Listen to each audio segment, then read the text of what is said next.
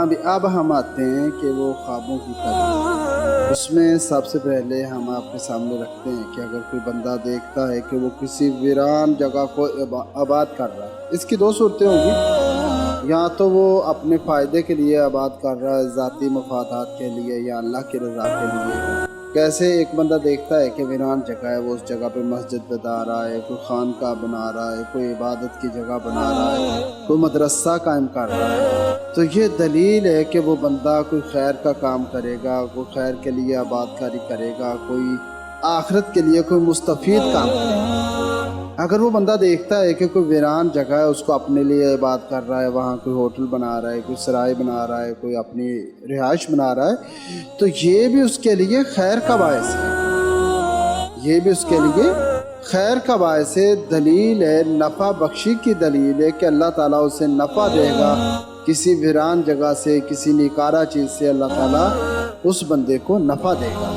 ہاں اگر وہ اس کے الٹ دیکھتا ہے، کسی عباد جگہ کو ویران کر رہا ہے، کسی عباد جگہ کو برباد کر رہا ہے، تو پھر اللہ محفوظ فرمائے مجھے اور آپ کو، یہ دلیل ہے کہ وہ بندہ کسی شر میں، کسی فتنے میں مبتلا ہونے والا ہے، اس کی آبادی برباد ہو جائے گی، جہاں وہ آباد ہے وہاں مصیبتیں آنے والی ہیں، تو اس سے بھی پریشان نہیں ہونا چاہیے۔ ایک دن موت آنی ہے، ایک دن اللہ کی نعمتیں جو اللہ عطا کرتا ہے اس کا زوال بھی ہے۔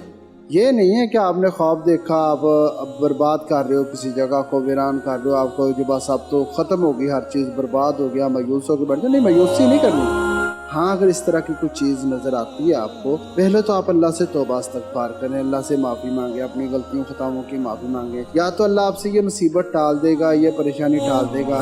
اگر ویران بھی ہو جاتی ہے، آپ کو موت بھی آ جاتی ہے، سارا کچھ ہو جاتا ہے، آپ نے کم از کم اس خواب کو دیکھنے کے بعد، یہ جو اللہ کی طرف سے آپ کو نشانی دی گئی، آپ توبہ طائب تو ہو گئے ہیں نا، اپنے اپنے گناہوں کی معافی تو اللہ سے مانگ لی ہے نا، اللہ کی رضا، اللہ کی ذات کو راضی تو کر لیا ہے نا۔ تو اس لیے